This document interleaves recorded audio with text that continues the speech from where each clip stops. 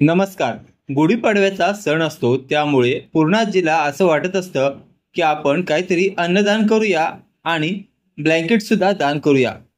गरिबांना त्याची गरज आहे.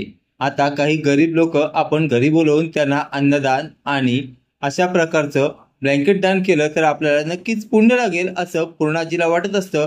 त्यावेळी सायली म्हणते, जर अन्नदान करायचं असेल तर मी सहभागी होते आणि मी जेवण बनवते, चालेल का? त्यावेळी कल्पना आता सायलीला परमिशन देते. सायलीने आता अन्नदानासाठी लागणारं अन्न हे विमलच्या मदतीने बनवायला घेतलेलं असतं. आता अन्नदानाची प्रक्रिया पार पडणार असते. त्यासाठी लागणारे ब्लँकेट सुद्धा सायलीने मागवून घेतलेले असतात. आता सगळं झालेलं असतं. काही गरीब आता घरी येणार असतात. प्रियाला त्यामध्ये काळाकांडी करायची इच्छा होते आणि आता प्रिया तिचा प्लॅन अंमलात आणण्यासाठी विचार करते. काय करता येईल?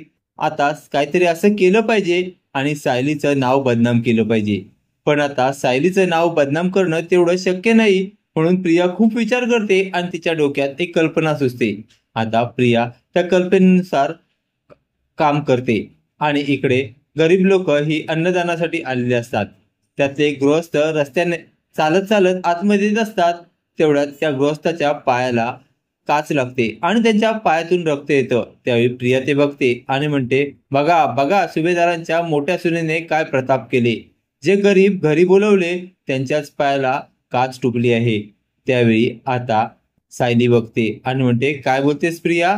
तुझ्या एक गोष्ट लक्षात येते का? तुझ्या हाताला सुद्धा काहीतरी लागलेलं आहे आणि त्यातून सुद्धा रक्त येत आहे.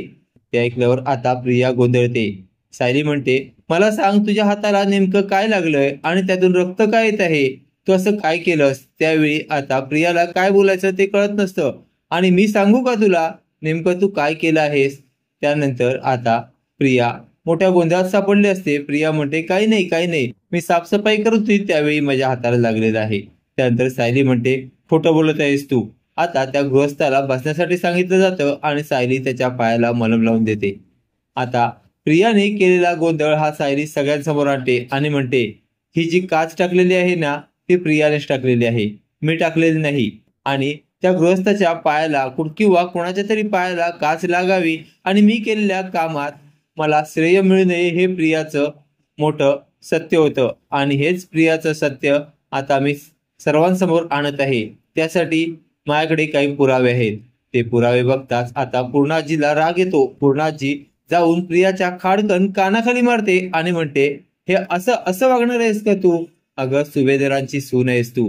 सुभेदारांच्या घरात आलेल्या माणसाला ही आता मान दिला जातो आणि तू त्यांचाच अपमान केलास. त्यांच्या पायाला दुखापत झाली, ती केवळ आणि केवळ तुझ्यामुळे झाली. आता प्रिया हादरलेली असते.